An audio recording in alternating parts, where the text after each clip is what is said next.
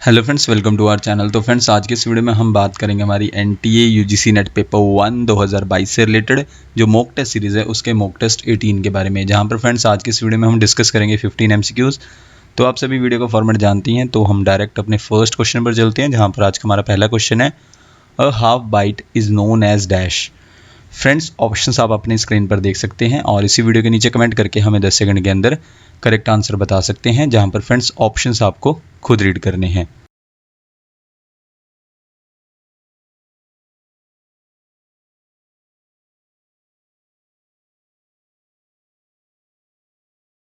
Half bite को इनमें से जाना जाता है ऑप्शन ए निबल के रूप में। इसके अलावा फ्रेंड्स, बाइट जो है ग्रुप होता है 8 बिट्स का, जिसे हम बोलते हैं बाइट, और निबल होता है 4 बिट्स का ग्रुप। तो इसीलिए half byte is known as nibble.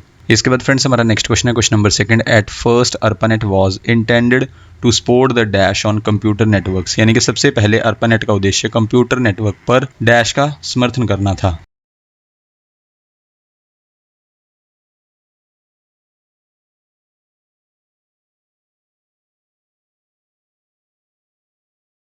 ARPANET का समर्थन करना था ऑप्शन ए मिलिट्री रिसर्च को, यानी कि सैन्य अनुसंधान को। और फ्रेंड्स, अर्पानेट पहला नेटवर्क है इंटरनेट की हिस्ट्री में, और अर्पानेट का फुल फॉर्म क्या है? Advanced research projects agency network, in short ARPANET. Next question है, क्वेश्चन नंबर थर्ड में फ्रेंड्स आपको बताना है, the first earth day was held on 22 April in dash, यानी कि पहला पृथ्वी दिवस 22 अप्रैल को डैश में आयोजित किया गया था।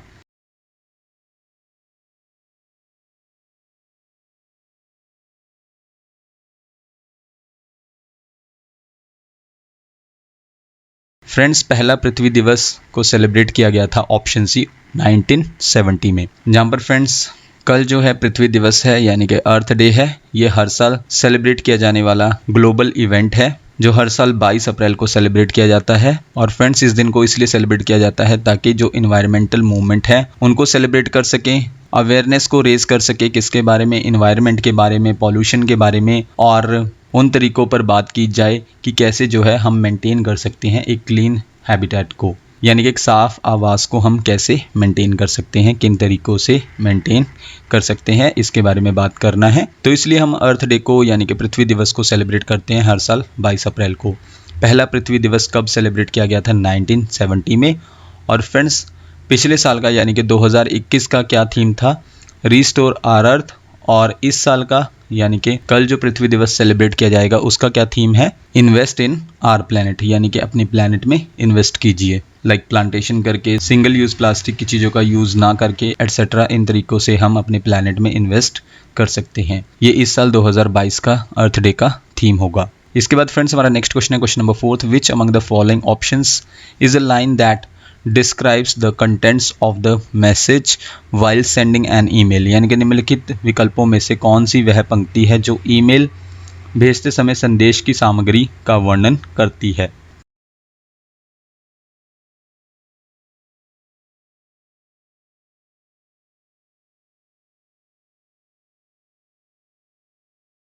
इनमें से वो ऑप्शन है ऑप्शन डी सब्जेक्ट। सब्जेक्ट वो लाइन है जो डिस्क्राइब करती है कि मैसेज का कंटेंट क्या होगा जब हम ईमेल को सेंड करते हैं, यानी कि जो हमने ईमेल को सेंड किया है उसका पर्पस क्या है। तो ये मेंशन किया जाता है सब्जेक्ट लाइन में। इसके बाद फ्रेंड्स नेक्स्ट क्वेश्चन है, question number fifth. The address of a website is also known as.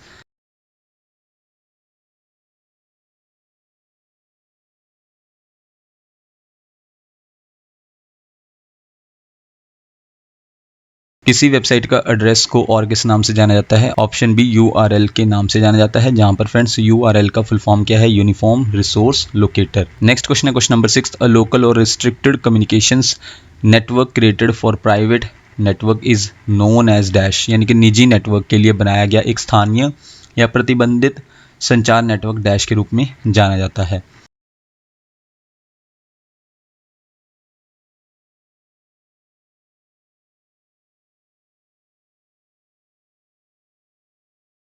ये जाना जाता है इनमें से ऑप्शन डी इंट्रानेट के रूप में, जहां पर फ्रेंड्स एक लोकल और रिस्ट्रिक्टेड कम्युनिकेशन नेटवर्क को क्रिएट किया गया है, किसके लिए, प्राइवेट नेटवर्क के लिए, और उसे जाना जाता है ऑप्शन डी इंट्रानेट के रूप में। इसके बाद फ्रेंड्स इंटरनेट को डिफाइन किया गया है एज अ प्राइवेट नेटवर्क। ये एक प्राइवेट नेटवर्क है जिसका यूज किया जाता है ऑर्गेनाइजेशन द्वारा। और फ्रेंड्स इंट्रानेट में इंट्रा का मतलब है इंटरनल, तो इंट्रानेट हुआ इंटरनल कम्युनिकेशंस के लिए।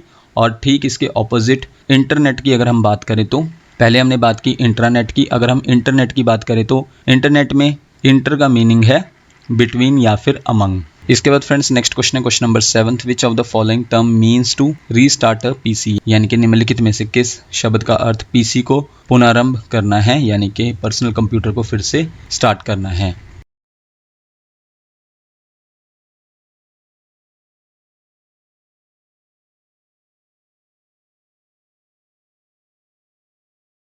इनमें से वो टर्म है ऑप्शन बी बाउंस। बाउंस का मीनिंग क्या है, रीस्टार्ट करना पीसी को, यानी कि पर्सनल कंप्यूटर को। और फ्रेंड्स बाउंस को डिस्क्राइब किया जा सकता है किसके प्रोसेस के रूप में, रिबूटिंग या फिर रीस्टार्टिंग के रूप में किसी कंप्यूटर को। तो ये है बाउंस टर्म का मतलब। और इसके अलावा फ्रेंड्स एक बाउंस ईमेल भी होता है जिसे बाउंस मेल भी कहा जाता है। ये एक इलेक्ट्रॉनिक मेल है जो वापस आ जाती है सेंडर को, यानी कि जो भेजने वाला है उसे वापस आ जाती है, क्योंकि वो डिलीवर नहीं हुई है कुछ रीज़न की वजह से, तो इसलिए वो वापस आ जाती है। तो उसे क्या कहा जाता है, बाउंस ईमेल या फिर बाउंस मेल। नेक्स्ट क्वेश्चन है friends question number 8, DKIM is used for authentication in dash, यानी कि DKIM का उपयोग डैश में प्रमाणीकरण के लिए किया जाता है।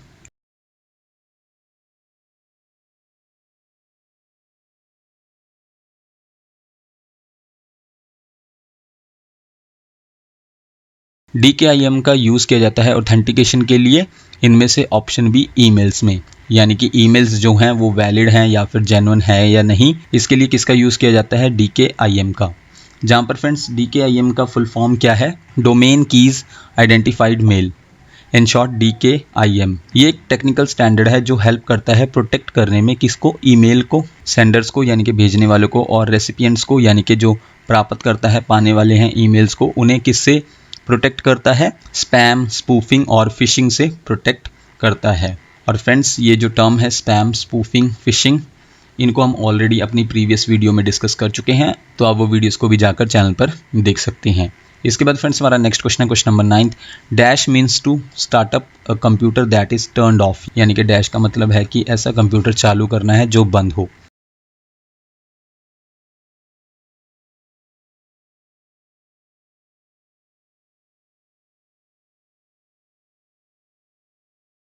इनमें से स्टार्टअप करना कंप्यूटर का जो बंद है, ऑप्शन बी उसे कहा जाता है कोल्ड बूट, या फिर इसे हार्ड बूट भी कहा जाता है। नेक्स्ट क्वेश्चन है question number 10, dash is the delivery of different services through the internet including data storage, servers, databases, networking and software, यानी कि डैश इंटरनेट के माध्यम से डाटा भंडारण, सर्वर, डेटाबेस, नेटवर्किंग और सॉफ्टवेयर सहित विभिन्न सेवाओं की डिलीवरी है।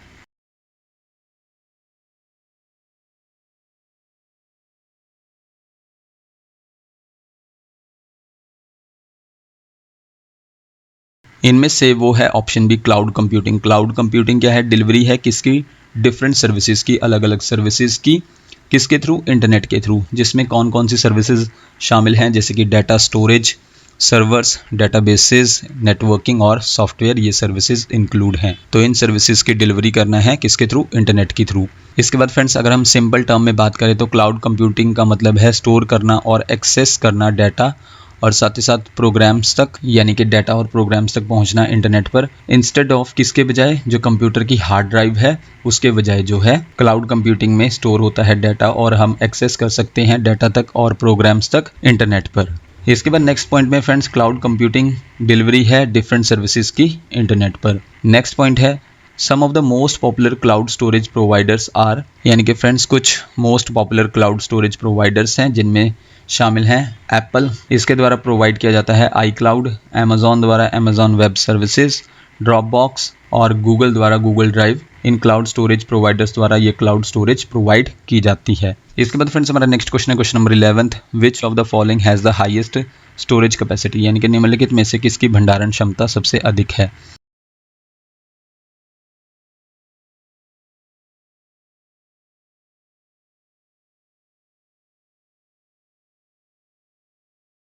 इनमें से सबसे हाईएस्ट स्टोरेज कैपेसिटी है ऑप्शन सी ब्लू-रे डिस्क की। जहाँ पर फ्रेंड्स अगर हम इन ऑप्शंस के अकॉर्डिंग बात करें तो सबसे ज़्यादा हाईएस्ट यानी कि स्टोरेज कैपेसिटी है ब्लू-रे डिस्क की, देन उसके बाद उससे कम है डीवीडी की, डीवीडी से कम है सीडी की और लास्ट में फ्लॉपी डिस्क की। तो ये करेक्ट ऑर्डर है। देन इसके बाद फ्रेंड्स हमारा नेक्स्ट क्वेश्चन है question number 12। Dash is an episodic series of spoken word digital audio files that a user can download to a personal device for easy listening। यानी कि dash बोले गए शब्द डिजिटल ऑडियो फाइलों की एक एपिसोडिक श्रृंखला है जिसे एक उपयोगकर्ता आसानी से सुनने के लिए एक व्यक्तिगत डिवाइस पर डाउनलोड कर सकता है।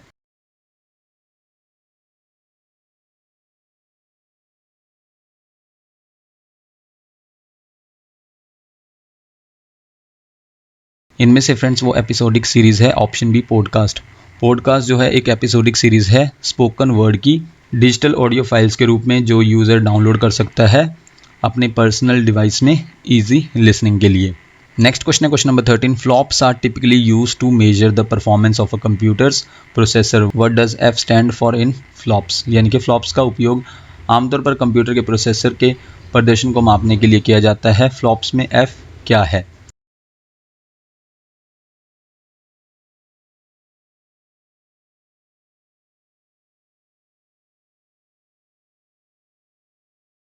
फ्लॉप्स में एफ है ऑप्शन सी फ्लोटिंग।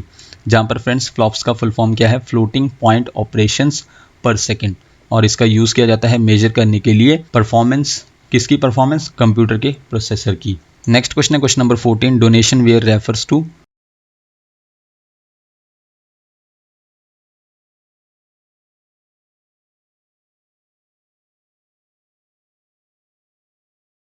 इनमें से डोनेशन वेयर का मतलब है ऑप्शन बी डोनेशन वेयर एक सॉफ्टवेयर है जो फ्री है यूज़ करने के लिए और इनकरेज करता है यूज़र्स को, यानी कि यूज़ करने वाले हैं जो इस सॉफ्टवेयर को, कि वो डोनेशन दे सकते हैं। जो इस सॉफ्टवेयर का डेवलपर है उसे डोनेशन दे सकते हैं। और फ्रेंड्स आज का हमारा लास्ट क्वेश्चन है क्वेश्चन नंबर 15 में आपको बताना है what does PHP stands for.